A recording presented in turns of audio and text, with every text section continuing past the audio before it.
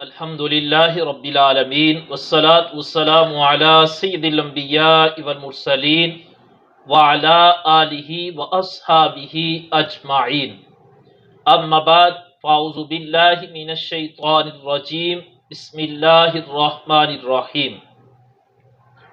معزز ناظرین، ادارہ پیغام محبت کے زیر اہتمام پیغام محرم الحرام ٹرانسمیشن آپ دیکھ رہے ہیں۔ آج کا ہمارا موضوع انتہائی اہم ہے۔ آج کا ہمارا موضوع ہے محبت اہل بیت ایمان کا حصہ ہے۔ اس وقت ہمارے ساتھ تشریف فرما ہیں استاذ العلماء، عالم باعمل، حضرت علامہ پیر مفتی محمد ابرار حسین نقشبندی صاحب، پرنسپل جامعہ قادریہ رضویہ اسلامک یونیورسٹی گجرات، رکن مرکزی مجلس شورا ادارہ پیغام محبت، اور ناظم اعلیٰ شعبہ تعلیم و تربیت ادارہ پیغام محبت۔ سب سے پہلے قبلہ مفتی صاحب آپ کا شکریہ، آپ نے آج پھر شفقت فرمائی، آپ تشریف لائے۔ رب ذوالجلال آپ کا آنا اور ہمارا اس عمل کو کرنا اپنی بارگاہ کے اندر قبول فرمائے۔ مفتی صاحب، ہمارا آج کا موضوع بڑا اہم ہے، محبت اہل بیت ایمان کا حصہ۔ سب سے پہلا سوال یہ ہے، یہ تو ہر مسلمان کو اس بات کا علم ہے اور ہونا بھی چاہیے کہ محبت اہل بیت کے بغیر ایمان قبول نہیں ہے۔ جب لفظ اہل بیت بولا جاتا ہے تو ہمارے بہت سے ایسے مسلمان بھائی ہیں کہ جو اس کی حقیقت سے آشنا نہیں ہیں۔ تو سب سے پہلے میں یہ گزارش کروں گا کہ آپ اس کی وضاحت فرمائیں کہ اہل بیت سے مراد کون ہے؟ بسم اللہ الرحمن الرحیم، الصلاۃ والسلام علیک یا سیدی یا رسول اللہ وعلی آلک و اصحابک یا سیدی یا خاتم النبیین۔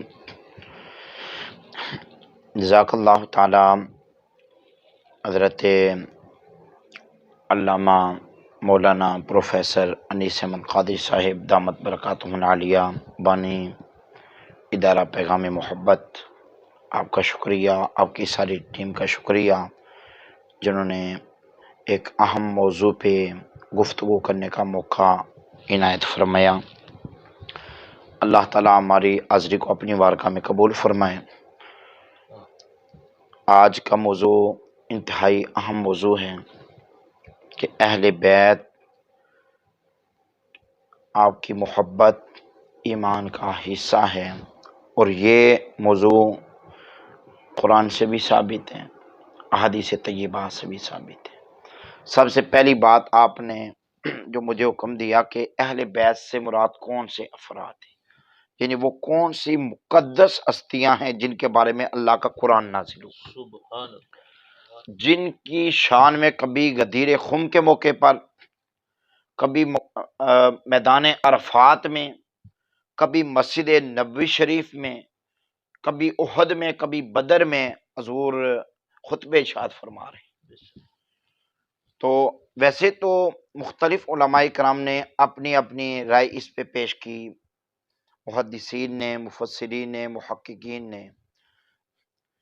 تو جو بڑی ہی ایک واضح دلیل ہے اور بات ہے، شیخ محقق علی الاطلاق حضرت شیخ عبدالحق محدث دہلوی رحمۃ اللہ تعالی علیہ، جن کی بات کو کوئی اہل علم میں سے ٹھکرا نہیں سکتا، ایک متفق علیہ محقق علی الاطلاق ہے۔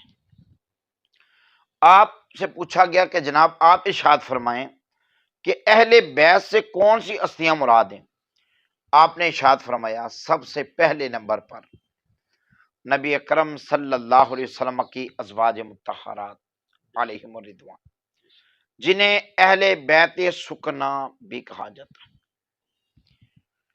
دوسرے نمبر پہ آپ نے ارشاد فرمایا نبی اکرم صلی اللہ تعالی علیہ وآلہ وسلم کی پیاری پیاری اولاد پاک، آپ کے صاحبزادے، آپ کی صاحبزادیاں۔ تیسرے نمبر پہ ارشاد فرمایا کہ نبی اکرم صلی اللہ علیہ وسلم کے وہ رشتہ دار جنہوں نے آپ پر ایمان لایا اور ان پہ زکوٰۃ حرام ہے، وہ اہل بیت میں شامل ہیں، بے شک جن نے آپ پر ایمان لایا اور ان پر اور زکوٰۃ زکوٰۃ حرام ہے۔ اب آپ کے ذہن میں بات آ رہی ہوگی کہ اس کی بھی وضاحت ہو جائے کہ جی، جی، کن پہ زکوٰۃ حرام ہے۔ ساری بات تو جناب وہ فرمایا کہ اس کی وضاحت موجود ہے حدیث پاک میں، فرمایا آل عقیل، آل علی، آل جعفر اور آل حارث، یہ چار ہستیاں ہیں، ان کی آل اولاد، ان پہ زکوٰۃ لینا حرام ہے، یہ زکوٰۃ نہیں لے سکتے۔ تو یہ ایک ایسا متفق علیہ علماء نے اس کو یعنی قبول کیا، اس پر اتفاق کیا، جو ہے شیخ محقق نے قول فرمایا کہ اہل بیت سے مراد یہ ہستیاں، بے شک یعنی ازواج مطہرات بھی آ گئی۔ جی، اہل کو جناب اہل کہتے ہیں والے، اور بیت گھر۔ تو جب کہا جائے کوئی بندہ پوچھے کہ گھر والے کدھر ہیں، کون مراد ہوتا ہے پہلے نمبر پہ؟ سب سے پہلے تو بیویاں ہی مراد ہوتی ہیں۔ بالکل، یعنی کہ اہل، اچھا ایک اور بات میں عرض کروں، جو اہل بیت ہے، اہل بیت قرآن میں استعمال ہوا ہے نا، جی، سب سے پہلے نمبر پر ازواج مطہرات کا اہل بیت ہونا قرآن سے ثابت ہے۔ بے شک اور پینتن پاک یعنی آپ کی آل اولاد کا آگے جو ہے سلسلہ، وہ تو حدیث پاک سے ثابت ہے۔ بے شک قرآن پہلے، حدیث بعد میں۔ تو اس اعتبار سے کر کے یعنی کہ یہ ایک اہل سنت کا بھی عقیدہ ہے۔ اعلیٰ حضرت علی رحمہ نے بھی اسی کا قول فرمایا ہے کہ اہل بیت سے یہ ہستیاں مراد ہیں۔ بے شک غلام صاحب، اس کی مزید تھوڑی وضاحت فرما دیں کہ جن پر زکوٰۃ حرام ہے جی، اور وہ اہل بیت میں ان کا شمار ہے، اس کی تھوڑی سی وضاحت فرما دیں تاکہ عوام الناس اس مسئلے کو اچھی طریقے سے سمجھ پائے۔ جو سادات اکرام ہیں، آسان الفاظ میں اگر عرض کروں کہ سادات اکرام جو ہیں ان پہ زکوٰۃ لینا حرام ہے، وہ کسی سے غیر سید سے زکوٰۃ نہیں لے سکتے، اور سید کو بھی زکوٰۃ نہیں دے سکتا۔ پیارے آقا کریم علیہ الصلوۃ والسلام کی جو آل پاک کی خصوصیات ہیں نا، ان میں سے ایک ہے کہ پیارے آقا علیہ الصلوۃ والسلام کی آل جو ہے زکوٰۃ نہیں لیتی۔ حضرت عبد المطلب بن ربیعہ رضی اللہ تعالیٰ عنہ کے حدیث پاک اس پہ دال ہے۔ آپ فرماتے ہیں نبی اکرم صلی اللہ علیہ وسلم نے ارشاد فرمایا کہ ہم لوگ جو ہے یعنی ہم اور ہماری آل، ہم سے مراد ہے ہم اور ہماری آل جو ہے، ہم صدقہ نہیں کھاتے۔ پیش ہاتھ میں یہ جو صدقات ہوتے ہیں نا، صدقات سے مراد صدقات واجبہ، زکوٰۃ اور صدقات واجبہ، یعنی جن کی منت مانی ہو ان صدقات کی، فرمایا کہ یہ لوگوں کے ہاتھوں کی میل کچیل ہے، تو آل رسول یہ میل کچیل نہیں کھاتے۔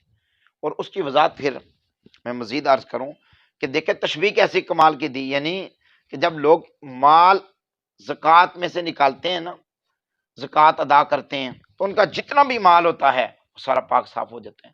قرآن میں اس کی دلیل بھی ہے، خذ من اموالہم صدقۃ تطہرہم وتزکیہم بہا وصلی علیہم، کہ اے محبوب علیہ السلام آپ ان لوگوں سے مال لیں زکوٰۃ کا، جی، مال کے ذریعے ان کو پاک صاف کریں، ان کے مالوں کو بھی پاک صاف کریں۔ بے شک تو یہ جو آل رسول ہیں، یعنی آسان الفاظ میں جو سادات اکرام ہیں، ٹھیک، یہ زکوٰۃ غیر سید سے بھی نہیں لے سکتے، سید سے بھی نہیں لے سکتے، کوئی اس زکوٰۃ کا مال وغیرہ بھی نہیں کھا سکتے۔ حضرت مولا کائنات رضی اللہ عنہ کے لخت جگر نبی اکرم صلی اللہ علیہ وسلم کی پیاری شہزادی کے نور نظر، پیارے آقا علیہ السلام کے نواسے جناب حضرت سیدنا امام حسن مجتبی رضی اللہ تعالیٰ عنہ پیارے آقا علیہ الصلوۃ والسلام کے پاس بیٹھے ہوئے ہیں، بچپن ہے، کھجوریں آ گئی زکوٰۃ کی، حضور کے پاس سے پڑی ہوئی ہیں، تو حضرت امام حسن مجتبی رضی اللہ تعالیٰ عنہ نے کھجور اٹھائی، منہ میں ڈالی، آقا علیہ السلام نے فرمایا کخ کخ، یعنی چھی چھی، یعنی اس کو نکال دو۔ فوری طور پہ سرکار نے فرمایا، اس طرح یعنی کہ اشارہ کر کے باقاعدہ طور پہ استاد اس طرح بتایا کرتے تھے، یعنی کر کے نا کہ اس طرح کر کے فرمایا کخ کخ چھی چھی، یعنی کہ اس طرح کر کے نکال دو۔ انا لا ناکل صدقہ، فرمایا ہم صدقہ نہیں کھاتے، یہ صدقے کا ہے بیٹا، منع فرما دیا۔ یعنی عمل کے ذریعے بھی سرکار دو عالم صلی اللہ علیہ وسلم نے باقاعدہ طور پہ منع فرما دی۔ اور یہ میں بات عرض کروں، اگر سادات اکرام اگر وہ مستحق ہیں، یعنی کہ غریب ہے، ویسے تو اصل میں امیر ہے وہ ہے نا، ہمارے ان کا ادب و احترام ہمارے ایمان کا حصہ ہے، تو اگر وہ مستحق ہیں ان کی خدمت کی جائے، ان کو تحفے تحائف پیش کیے جائیں، زکوٰۃ دینے کے بعد جو مال پاک صاحب بچے ان میں سے ان کو گفٹ پیش کیے جائیں، یہ ہے اصل بات۔ زکوٰۃ نہیں دے سکتے۔ زکوٰۃ کے ساتھ جس طرح آپ نے فرمایا کہ صدقات واجبہ جو ہیں جی وہ بھی سادات کو نہیں، کیا نہیں دے، نفلی صدقہ ہاں نفلی صدقہ دے وہ سکتے، دے سکتے ہیں؟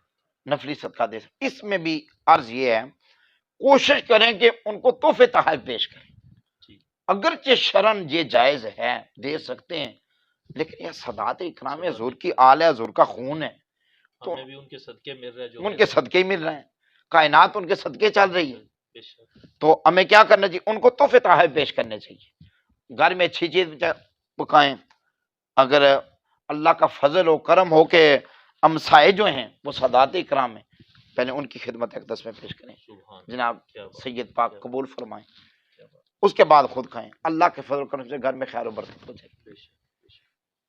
قبلہ مفتی صاحب، ہماری گفتگو کافی لمبی ہو گئی ہے، جناب تو اب قرآن و حدیث کی روشنی میں محبت اہل بیت کا کچھ ذکر خیر ہو جائے۔ قرآن مجید میں ارشاد فرمایا خالق کائنات جل جلالہ نے، قُل لَا أَسْأَلُكُمْ عَلَيْهِ أَجْرًا إِلَّا الْمَوَدَّةَ فِي الْقُرْبَى، کہ اے میرے پیارے محبوب علیہ السلام آپ ارشاد فرما دیجئے کہ تبلیغ دین پر میں تم سے کوئی اجرت طلب نہیں کرتا، مگر ایک چیز کا تقاضا ہے، وہ کیا ہے؟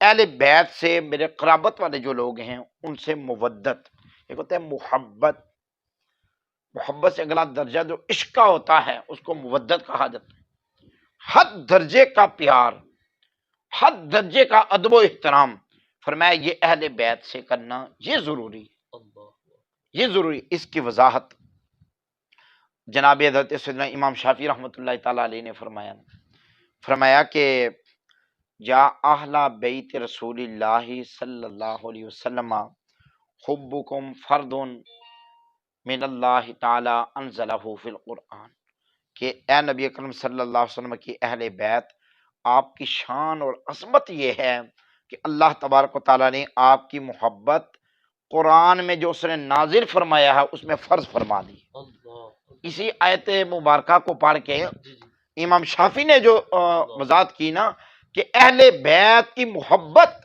یہ فرض ہے، اور جو چیز فرض ہے وہی تو ایمان کا حصہ ہے، بے شک، جو چیز فرض ہے وہی ایمان کا حصہ ہے۔ اور پھر اگر ہم اس کو مزید آگے بڑھائیں اس بات کو، تو ہم دیکھیں کہ صحابہ کرام علیہم رضوان نے اس چیز کی عملاً کس طرح تفسیر کی۔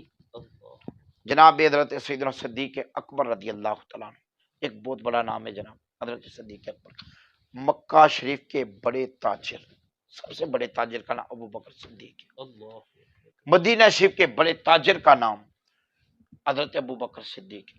اگر میں کہوں نا شیخ الاسلام، امام الہدا، امام التقا، یعنی کہ جتنے القابات ہیں نا، جی جی، ہم تو اس سے کہتے ہیں حضرت سیدنا ابو بکر صدیق رضی اللہ عنہ، لوگ نہیں سمجھتے۔ ایک کیا کہ تقوی پرہیزگاری کے حوالے سے نام آپ کا بہت بڑا نام تھا، خاندانی حوالے سے بھی بہت بڑا نام تھا، بے شک، ہوتا ہے نا بہت بڑا علاقے کا سب سے بڑا، شہر کا، ملک کا بڑا بندہ جو سب سے زیادہ عزت والا ہو، اور حضرت ابوبکر صدیق کا وہ نام تھا، اور وہ آپ کا ان لوگوں میں شمار ہوتا تھا۔ کیا بات، آپ نے ساری زندگی، یعنی کہ آپ کا رہن سہن اتنا پروقار تھا، آپ نے ساری زندگی اپنی اولاد میں سے کسی کو کندھے پہ بٹھا کے آپ گلیوں میں نہیں چلے، اللہ، ایک وقار ہوتا ہے نا، کیا ٹھیک ہے نا، ایک بندہ یعنی کہ عام بندہ یعنی کہ اس طریقے سے بچوں کو اٹھا کے بازار میں اس طریقے سے پھرتا رہے، آپ بلا وجہ باہر نکلتے بھی نہیں تھے، آپ اللہ کے محبوب کے پاس ہر وقت رہتے، لیکن آپ نے ایک امر مبارک ایک مرتبہ نہیں 12 مرتبہ فرمایا، اللہ، وہ کیا تھا؟ حسنین کریمین کو اپنے کندھوں پہ بٹھا کے گلیوں میں پھرا کرتا۔ اللہ اللہ لوگوں نے جب پہلی مرتبہ دیکھا نا، لوگ رو پڑے، ابو بکر صدیق آپ نے جناب یہ کام کیا ہے کہ حسنین کریمین کو کندھوں پہ بٹھا کے لے کے جا رہے ہیں۔ آپ نے فرمایا میں حضور کی سنت ادا کر رہا ہوں۔ اللہ اللہ فرمایا یہ کام میرے پیارے آقا علیہ السلام نے کیا ہے، اور فرمایا کہ ان کی محبت، ان کے ساتھ عقیدت رکھنا، ان کے ساتھ چاہت رکھنا، یہ ہمارے ایمان کا حصہ ہے۔ یہ جو ہمارا موضوع ہے نا کہ ایمان کا حصہ ہے، ان کے ساتھ محبت کرنا، ان کا ادب و احترام کرنا باقاعدہ طور پہ۔ اور پھر ارشاد فرمایا حدیث پاک میں، فرمایا حضرت ابوبکر صدیق رضی اللہ تعالیٰ عنہ نے مجھے اپنی آل سے زیادہ پیاری جو چیز ہے اور جن کے ساتھ زیادہ مجھے عقیدت محبت ہے وہ رسول اللہ کی آل ہے۔ تو اس اعتبار سے قرآن مجید کی آیت بھی میں نے عرض کر دی، اور چند باتیں مزید بھی میں نے زیادہ بلکہ وقت آپ کا لے لیا۔ کافی وقت ہو گیا ہے، تو آج تو ہمارا موضوع محبت اہل بیت ایمان کا حصہ، اور اس میں قبلہ مفتی صاحب ضروری بات جو آپ نے جس کی وضاحت فرما دی کہ اہل بیت سے مراد کون ہے، اور پھر محبت اہل بیت کا بڑا اچھے طریقے سے ذکر ہوا، بالخصوص حضرت سیدنا ابو بکر صدیق رضی اللہ تعالیٰ عنہ کا آپ نے حوالہ دیا۔ تو بیٹھے بیٹھے میرے ذہن میں جو بات آ رہی تھی کہ اگر ہم یہ کہیں کہ محبان اہل بیت کا ذکر کریں تو میری نظروں میں سب سے پہلے ابو بکر صدیق کا نام، بے شک بے شک، اور اہل بیت اطہار کی محبت ایمان کا حصہ آج ہمارے لیے کہنا بڑا آسان ہے مفتی صاحب، بے شک، لیکن اس پر عمل کر کے دکھانا بہت مشکل کام ہے۔ جی اور جی یہ وہ طریقہ جو ابو بکر صدیق نے کر کے دکھایا، جی جی، اور جس طرح آپ نے یہ ارشاد فرمایا ہے حضرت سیدنا ابو بکر صدیق رضی اللہ تعالیٰ عنہ کا فرمان کہ آپ نے فرمایا کہ اللہ کی قسم مجھے اپنے گھر والوں سے بڑھ کر اللہ کے رسول کے گھر والوں سے پیار ہے۔ بے شک، مفتی صاحب یہ جملہ کہنا بڑا آسان ہے، اس طرح یہ حقیقت ہے۔ لیکن اس جملے پر عملی طور پر حضرت سیدنا ابو بکر صدیق رضی اللہ تعالیٰ عنہ نے عمل کر کے دکھایا، اور انہوں نے بتایا کہ مجھے ان سے اپنے گھر والوں سے بڑھ کر پیار ہے، اور یہی میرا ایمان، یہی میرا عقیدہ ہے۔ میں ایک بات عرض کروں یہاں پہ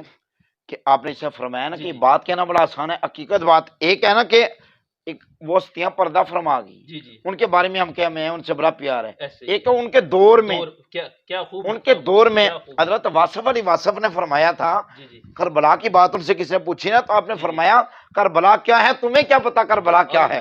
کہنے لگے شکر کرو تم اس وقت نہیں تھے۔